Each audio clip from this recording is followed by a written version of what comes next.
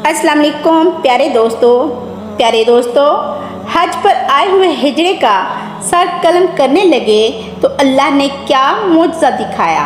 कुदरत का मौजज़ा देखकर आप भी अश कर उठेंगे। इस हिजड़े ने ऐसा कौन सा जुर्म किया था, ये जानने के लिए वीडियो को आखिर तक ज़रूर देखिएगा। तो आइए चलकर मौजू का बाकायदा आगाज़ करते हैं। प्यारे दोस्तों, वाक़या कुछ यूँ है कि हाजी रफ़ीक नामी एक पाकिस्तानी शख्स ने सोशल मीडिया पर शेयर करते हुए बताया, एक दिन मैं खाना काबा के सामने बैठा हुआ था और अल्लाह तबारक ताला की हम्दो सना बयान करते हुए कह रहा था, ए अल्लाह, तू बड़ा गफूरुर रहीम है, तू ही रिज़्क़ देने वाला है, तू ही हर नेमत अता करने वाला है। ये तेरा ही करम है कि मैं हर जुम्मा बैतुल्लाह में पढ़ता हूँ। मैं अल्लाह ताला की हम्दो सना करता जा रहा था, अल्लाह की नेमतें गिन गिन कर खाना काबा के सामने अल्लाह के साथ शेयर करता जा रहा था और अपनी किस्मत पर अश्क कर रहा था कि अल्लाह का मुझ पर कितना करम है। जब मैं अल्लाह की नेमतें गिन रहा था तो मेरी आँखों से आंसू रवां थे, मेरी दाढ़ी आंसुओं से तर हो चुकी। मैं अभी अपनी ज़ुबान से अल्लाह का शुक्र अदा कर ही रहा था कि एक औरत भागती हुई मेरे पास आई और रोते हुए कहने लगी, खुदा के लिए मेरे बेटे को बचा लो, वरना सऊदी हुकूमत इसका सर कलम कर देगी। मेरा बेटा मेरी कुल कायनात है। जब ये औरत खाना काबा में पहुंची थी तो इसे किसी पाकिस्तानी खादिम ने मेरा बताया कि ये आदमी पाकिस्तान से है लेकिन और यहाँ पर काम करता है, और अगर कोई आदमी गुनाहगार ना हो और वो सऊदी जेल में कैद हो तो ये आदमी इसकी पूरी मदद भी करता है, बल्कि इसे जेल से रिहा करवाने के लिए आला हकाम तक राब्ता भी करता है। औरत के मुंह से ये सब सुनकर वो इंतहाई हैरान हुआ कि ये औरत और इसके बेटे ने आखिर ऐसा जुर्म क्या किया है जिसकी वजह से वो सऊदी जेल में है। हाजी रफ़ीक ना सिर्फ पाकिस्तानी था बल्कि इसने 7 से ज़ायद हज भी अदा कर रखे थे और इस साल भी हज करने की ख्वाहिश रखता था।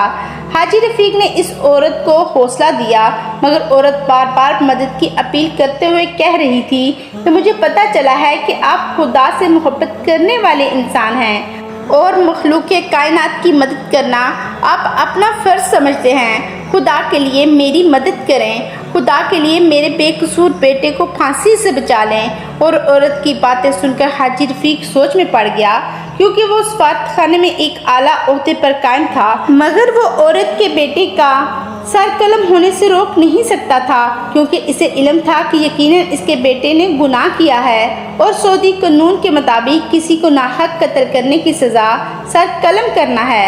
लिहाजा इसे इल्म था कि वो किसी भी सूरत एक कातिल को नहीं बचा सकता, मगर अभी तक इसने औरत के बेटे की असल कहानी नहीं सुनी थी। यही वजह थी कि वो महज अंदाज़ा लगा रहा था। प्यारे दोस्तों, हाजी रफ़ीक औरत की बातें सुनकर अफसरदा हो गया और कहने लगा, माँ जी, मैं आपका मसला हल करने की पूरी कोशिश करूँगा, पहले आप मुझे हकीकत से आगाह तो करें। औरत ने इसे अपने घर आने की दावत दी और कहा कि इसका शोहर इसे मुकम्मल तफसील फराहम करेगा। चनाचा हाजी रफ़ीक शाम होने का इंतज़ार करने लगा।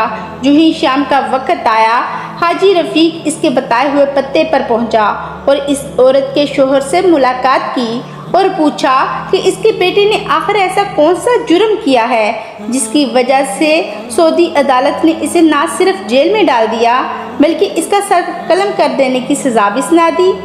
उस औरत के शोहर का नाम बसीर था। उसने एक गहरी सांस ली और बताना शुरू कर दिया कि हम लाहौर के मज़ाफ़ाती गांव में रहते थे।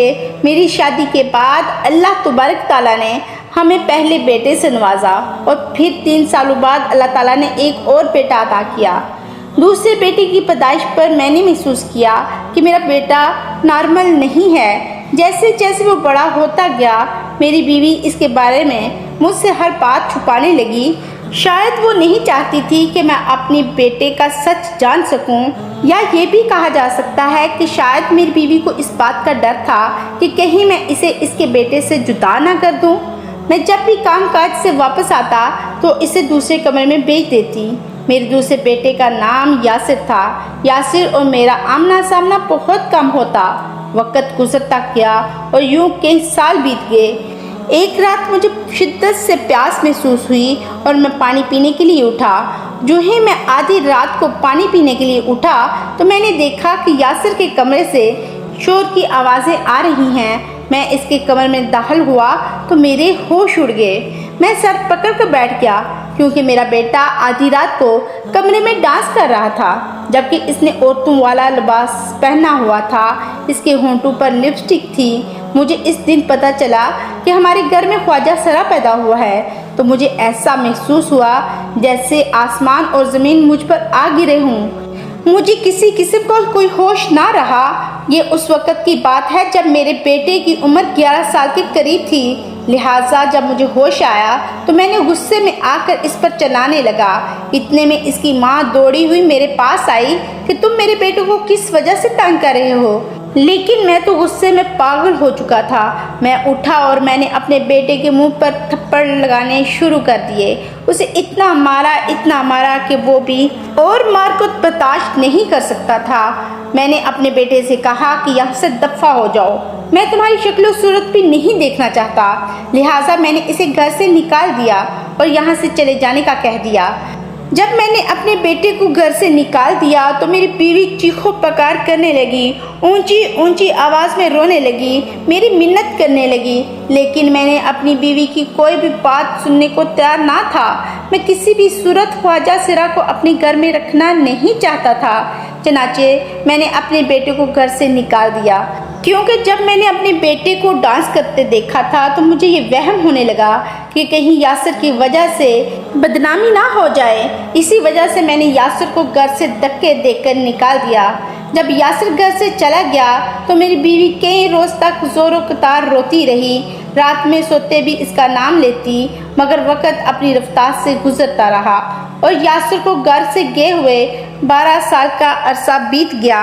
और इन 12 सालों में अल्लाह ताला ने हमें सब्र भी दे दिया। हम यासिर के बारे में बिल्कुल भूल गए थे और दूसरे बेटे की शादी कर दी। माली हालात ख़राब हुए तो बड़े बेटे ने भी मुंह फेर लिया और हम बेआसरा ज़िंदगी के दिन काटने लगे। एक दिन यासिर की जानिब से एक मनी आर्डर मिला जिसमें 60,000 रुपये और एक ख़त था जिसमें इसने अपनी ज़िंदगी की सारी कहानी लिखी थी, जिसे पढ़कर हमारी आंखों से आंसू जारी हो गए। इसने ख़त में बताया था कि कैसे इसने माँ बाप के बगैर बड़ी दर्दनाक ज़िंदगी गुजारी है, इसको क्या क्या भुगतना पड़ा। आखिरकार कुछ दिन के बाद यासिर का फ़ोन आया। वो बताने लगा कि इस वक्त सऊदी अरब में मौजूद है और एक अच्छी कंपनी में जॉब करता है और वो अगले हफ्ते हमें लेने पाकिस्तान आएगा। जब हम ये सब बात सुनी तो हमें बहुत खुशी हुई कि हमारा बेटा हमें लेने आ रहा है। उसने हमें अल्लाह के घर ले जाने का वादा भी कर लिया। अब तो हम बेसब्री से उसका इंतज़ार कर रहे थे। जब एक हफ्ता हुआ तो वो हमें मिलने पाकिस्तान आया तो वो बिल्कुल बदल चुका था। इसके चेहरे पर ना सिर्फ सुन्नते रसूल थी बल्कि वो 5 वक्त का नमाजी भी बन चुका था। वो एक नेक और फरमाबरदार बेटा था और देखने में बिल्कुल नौजवान लड़का मालूम होता था। इसने हमें बताया कि वो ऑपरेशन के ज़रिए बिल्कुल ठीक हो चुका है। हम ये सुनकर बहुत खुश हुए कि अल्लाह तेरा शुक्र है, तुमने इसे ख्वाजा सरा होने से बचा लिया। फिर यासिर हमें हज और उम्रे के लिए सऊदी अरब ले गया। जब हम सऊदी अरब पहुँचे तो इसने दिल खोल कर हमारी खिदमत की। वो हमारा हर काम अपने हाथों से करना पसंद करता था। उसने हमारा हर काम अपने हाथों से किया।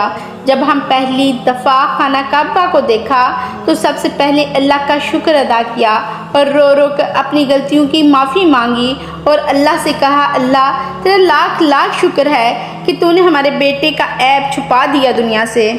अब तो हम अल्लाह का शुक्र अदा करते नहीं थकते थे। नासिर को भी हमने बहुत सारी दुआएं दी। प्यारे दोस्तों, फिर बाप ने मज़ीद बताया कि हमारा बेटा जिस कंपनी में काम करता था उसके शेयर्स दुनिया की बड़ी बड़ी कंपनियों में मौजूद हैं। हमारे बेटे की तरक्की को देखकर इसके साथ वाले दोस्त इससे हसद करने लगे। उन्होंने मेरे बेटे को जाल में फंसाने के लिए कंपनी के CIO को जहर दे दिया और इल्ज़ाम मेरे बेटे पर आयद कर दिया कि ये कंपनी पर कब्जा करना चाहता था। इसी वजह से इसने अपने बॉस को कत्ल कर दिया है। اسے جیل ہوئی اور سزائے موت بھی سنا دی۔